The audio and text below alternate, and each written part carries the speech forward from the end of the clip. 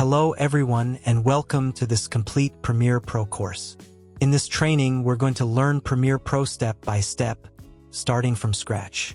This course is designed for absolute beginners, so you don't need any prior experience in video editing or with Premiere Pro. Instead of focusing only on theory, we'll work with real projects and practical exercises to build real editing skills. We'll start with the basics, create our first project, understand the workspace, and make a complete edit from start to finish. Then we'll move into color correction, audio editing, and powerful AI tools like subtitles and simple animations to make your videos look more professional. By the end of this course, you'll have the confidence to edit your own videos. So let's get started. Before we begin, you'll need to install Adobe Premiere Pro. I'm showing you a website where you can purchase and download the software. The link to this website is available in the description below. Just open the link, choose your version, and install Premiere Pro on your system. Once it's installed, you're ready to start the course. When you open Premiere Pro for the first time, the Start screen appears. Before we create a new project, we need to make sure that Premiere is running smoothly and that its settings are properly adjusted based on our system. So first, I go to the Edit menu and open Preferences. In the Appearance tab, you can change the theme color based on your personal taste. I choose Darkest, and I also enable accessible color contrast to make the interface clearer and easier on the eyes. Next, I go to the Audio tab. Here I enable the option Mute Input during timeline recording. This means that when I record my voice directly into the timeline, the microphone sound will not be played back live through the speakers or headphones. The audio will still be recorded, but I won't hear it in real time, which helps prevent echo and feedback. At the bottom of this tab, you'll see Manage Audio Plugins. This is where you can manage Premiere's audio plugins. We'll come back to this later if needed, but for now we don't have to change anything here. Then I move to the Audio Hardware tab. In Default Input, you should select your microphone. This allows you to record your voice directly inside Premiere whenever you need to. In Default Output, you choose which device Premiere uses to play sound. Usually this is already set correctly by default, especially if you only have one audio output device. The next important tab is Auto Save. This one is extremely important. Here we define how often Premiere automatically saves our project.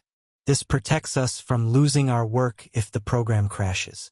I usually set it to every 5 minutes, which is a very good balance between safety and performance. For maximum project versions, I set it to 100. This means Premiere keeps up to 100 older versions of my project, so I can always go back to earlier stages if something goes wrong.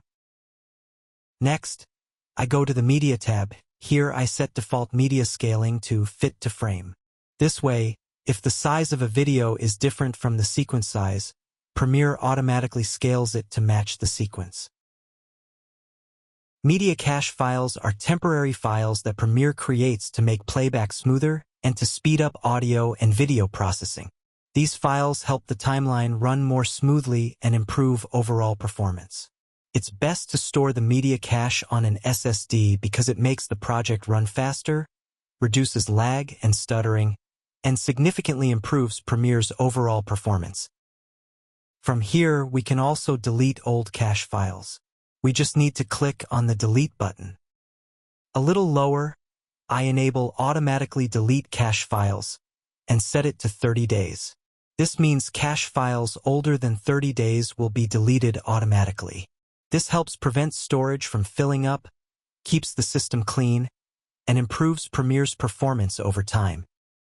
In the Memory tab, we decide how much RAM is allocated to Premiere and how much is left for other applications. Right now, my system has 16 gigabytes of RAM, and I assign 11 gigabytes to Premiere. The more RAM you give to Premiere, the smoother your editing experience will be. Next, I go to the Timeline tab. Here we can set the default duration for video and audio transitions. We can define it in frames or seconds. 1 second is a very good default value for transitions, and we can always change it later whenever we want. A bit lower, we set the default duration for still images. 5 seconds is a very common and practical choice. I also enable Snap Playhead, so that the playhead automatically snaps to cuts and clip edges. This makes editing more precise and much easier on the timeline. After all these settings are done, I click OK. Now, to create a new project in Premiere, we can click on New File or New Project on the left side of the Start screen. We use Open Project to open existing saved Premiere projects. I click on New Project. In this window, I first type the project name .in the location section. I choose where the project will be saved. If possible, save your project on an SSD drive to get a smoother and faster performance in Premiere. I create a new folder on my desired drive and give it a name. Then I click OK, after that I click Save, and finally I click Create to build the project. At the top of the Start window, Premiere shows the location where the project is saved on the left side. You can see all the drives available on your system, and from there you can select the files you want to edit. For now, you don't need to do anything here. Just click on Skip. We enter the project very quickly. Now we see different panels that we will use for editing. At first, this might look a bit confusing, but don't worry at all. You will learn everything very quickly. First, I close the Learn panel by clicking on the 3 lines and choosing Close Panel, because we don't need it right now. To move panels in Premiere, just left-click on the panel's name, hold it, and drag it. This allows us to customize the layout whenever we want. If you ever want to return all panels to their default positions, click on Workspace and then choose Reset to saved layout. This brings everything back to the original layout. For different types of projects, we can use different workspaces. For example, Essential is a popular workspace. For editing clips, we usually choose the editing workspace. If we need to do color correction, we choose the color workspace where panels are arranged specifically for color grading. For this training course, I will use the editing workspace. You should choose the same one so we can move forward step by step together. Now let's get familiar with the main panels and understand what each one is used for. On the left side, we have the Project panel. This is where all the files of our project are stored and managed. All videos, audio files, images, and sequences live here. Everything goes from this panel into the timeline, and we usually organize our files here before using them. Next is the Timeline panel.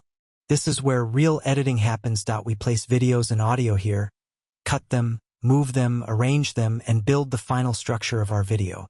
Between these panels, we have the Small Tools panel. This is where the main editing tools are located.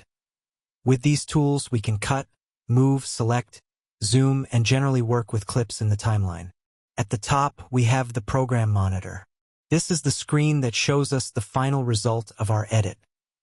Any change we make in the timeline is immediately visible here. In this corner, we have the Source Monitor. This is used to preview clips before they enter the timeline. Here we watch our footage, set in and out points, and bring only the part we want into the timeline. Next to that is the Effect Controls panel. This is where we fine-tune every clip. Here we control effects, motion, scale, rotation, opacity, and audio settings in a professional and precise way. Alright guys, that's everything you needed to know for this lesson. I'll see you in the next one.